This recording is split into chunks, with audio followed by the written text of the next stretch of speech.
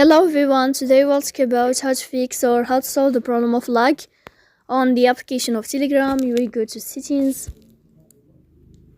In this page you will go to apps, default apps, app settings. Here in this list you will scrolling down until you find this window of Telegram and you will click here in this page. Then in this page of app info you will go to first stop and you will click OK. Here you will enter to the window of storage. Then you will click on clear cache. In the end you can turn off your phone and you can wait a moment to restart your phone again. So please don't forget to support us by like and subscribe. See you next time in another video and thank you for your watching and your attention.